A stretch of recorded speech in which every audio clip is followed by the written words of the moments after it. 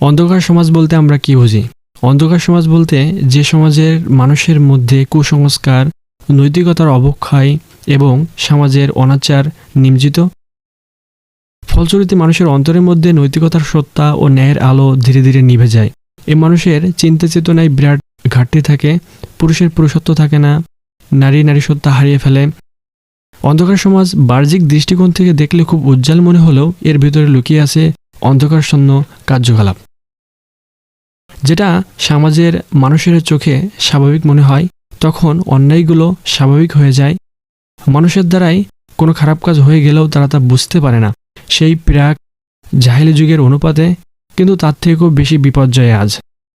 এখানে বাহ্যিক উন্নতি ও প্রযুক্তি এগিয়ে যেতে পারে, কিন্তু মানুষের মনে চরিত্রে থাকে শূন্যতা, অবক্ষয় এবং বিভ্রান্তি। এ সমাজে মানুষের চোখে ভালো মন্দ অস্পষ্ট থাকে।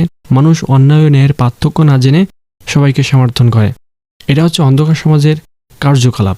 আমাদের চোখে আজ সমাজটাকে চাকচুক্যময় দেখলেও, উজ্জ্বল মনে হলেও, আসলে এর ভিতরে, এর গভীরে লুকিয়ে আছে অন্ধকারশূন্য কার্যকলাপ, যেটাকে আমরা এই খালি চোখ দিয়ে দেখতে পারি না, কিন্তু মনে অনুভব করতে পারি।